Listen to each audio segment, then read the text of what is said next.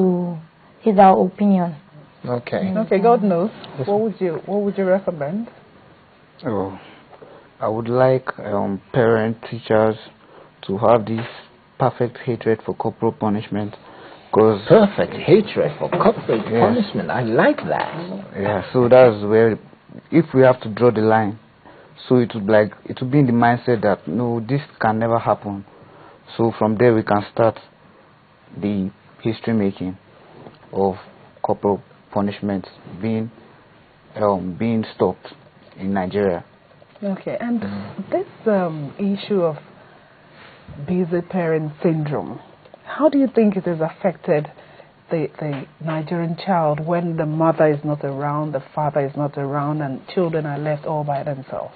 When you say all by themselves, you mean with the nannies and the house help? Is that what you mean? Yes. Or maybe the nanny is not even around. You know, sometimes you have a 13-year-old that is going to take care of, with almost like a child, almost like a child-headed household. Well, first of all, I'm not against children being given responsibility, which is appropriate. But children, underage children, they shouldn't be left alone. Children below a certain age shouldn't be left alone. I know in England, in the UK, it's 12. You have to be in the company of an adult. I don't know what the age limit is here for, children on their own, unattended children. But parents need to spend more time talking to their children, investing emotionally in their lives and psychologically in their lives. They should become friends without forfeiting authority, and it's perfectly possible. Communication, and where we give our children, as we said earlier, voice. Listen to our children, and we'd be amazed by the capacities they demonstrate and what they understand. Foster a relationship based on respect and love rather than fear. But you asked a question and I failed to answer it earlier. Child protection policies for each institution. Get together with all the stakeholders, the parents, the children, the teachers, the principal, draw up, design a child protection policy which defines, first of all, the first thing to do is define harm. And harm generally, according to the child rights laws, which mandates against anything, physical abuse, emotional abuse, psychological abuse, any form of torture, degrading, inhuman punishment, maltreatment, neglect. Define harm, and then define the peculiar circumstances of the school. For instance, the school may be, next to a prison, next to a boys' school, with a girls' school next to a boys' school with lots of unruly boys, whatever the peculiar circumstances of the school. And then set about identifying what the risks are. Name each risk and say, and decide, agree how to minimize the risks of harm to the children. And if the harm does take place, how to address it. What are the procedures to follow? Agree those procedures. Write them up in language very easy to understand. Review them twice a year, once a year. And make sure they're implemented. Make sure they're framed visibly everywhere. In the reception, in the headmistress' office, in each classroom. And make sure when you have the review meetings, the parents are also there. So that gives everybody a voice in protecting the children, including the children themselves. They know the kind of harm they're exposed to, even more than the adults. From one another as well. So a comprehensive child protection policy for each institution, written and reviewed regularly. Yeah. I see.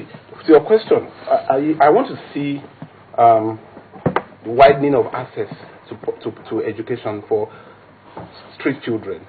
There are too many of them out there. That's what I see going forward. We need to get more children into school. As we mark this year's Children's Day, we need to get more children into schools. It's very important. You need to widen access. And as regards corporal punishment, what we address the issue, like Tom said, is also to retrain educators. There must be training and retraining. They need to unlearn what they have learned. Because these children, they exhibit different behaviors. And if you don't know how to handle, they may be trying to communicate something. You need to get closer to them. As a teacher, as an educator, you need to find out why a child did not bring an assignment you gave him. You need to find out. Okay, so there must be widening of access to public education. There must be training and retraining of teachers to handle different behaviors. It's very important, very, very important. School owners, private school owners, principals, the local education industry, the Ministry of Education must get they must get a lot of trainers to train teachers on how to handle behavior. It's really very important. Very important. Can I just add, recognize signs of abuse. recognizing the child signs of physical abuse, emotional abuse. That's very important, so you can help the child. Without recognizing the signs and symptoms, you won't be able to help the child. So Child what can protection. parents or caregivers look out for in terms of, signs of abuse? Well, I mean, they said frozen watchfulness is one. Anxious child is another. Fretting is another. Impulsivity is another. I'm not a child psychologist, but we have a caregivers training program. We employ child psychologists to come and teach institutional caregivers how to recognize, in a 2-day program, broad-based training in recognizing signs and symptoms of physical abuse, emotional abuse, psychological abuse, and neglect, so that they can call the child and actually attend to the child and respond appropriately to the child's needs. Okay, before we begin to wrap up, I was just going to ask this question, the two young people, and then I'll ask the adults. I'll start with you again, if you mind. If you were to look over the years, how old are you now? 16 years old. Now, as 16-year-old young lady in the making, would you say that parents listen to children in Nigeria a lot? Not all parents, I would say. Not all parents are ready to sit down and listen to what their children have to say. Some parents don't even have time for their children. They're always maybe rushing to work, or they have other things in mind, and then the children will not have time to express themselves to their parents. So I would say all parents have the time for that. What do you think it would mean for you as a young woman? What do you think it will mean if parents listen to children a lot more? I think it will save a lot of things, because children are not their parents don't have time for them. They end up joining bad gangs and bad friends and everything, and then they want to just belong somewhere. They want to tell people their minds, and they want to express themselves.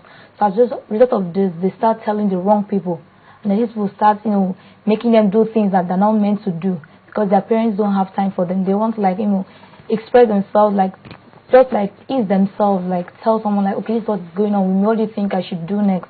And if their parents don't have the time to give them the right advice, then they will join the bad gangs that will give them the wrong advice, and this can lead to maybe you start taking drugs or all this violence and everything. Thank you for that. Let me take it to a boy's perspective now. Let us boys have a chat now. Because with boys, I know as a growing young man, when you're growing, there's a tendency to not share your ideas and your thoughts with your parents. If parents of yours or your peers, if they have listening ears and they listen to you a lot more, they pay a lot more attention, how do you think that would affect behavior of yours and your peers? How it will affect? Yes, if your parents were to, every day you're coming back from school and you sit there and you gist with them and you tell them everything that happened, and how do you think that would affect you or your friends if they have a chance to talk to their parents? Or let me start with, do you think parents, yours and your friends, do they listen to you a lot, or they don't really spare enough time? First of all, it will be a very positive influence on the part of the parent and we. And again, it will build this intimacy between we, the children, and the parent. So in that case, I think most of these problems will be reduced in the minimum level, because there will be nothing to hide from them. If we have bad feelings, you can just tell them, maybe on our way back from school, maybe we're harassed or so. We won't be scared, because we know that okay, these are my parents. We talk. Unlike when they are so mean, when just daddy, what, I'm busy, meet your mom also. So they are not creating a room for this communication to flow better between parent and children as a relationship. Okay, but you'll agree with me that sometimes some parents do give all of this time and the child just refuses to be, who it should be. So what advice would you tell such children? Oh, I think such children, maybe they actually take the advice of the parents and the parent don't know. Maybe the parent there's this report about you in school, you're troublesome, you're this, And they're like, no, mommy, maybe the parents on their own part, they're thinking that this guy is not listening, but maybe in school he's adjusting to the character because it's a character in him which has listened to his parents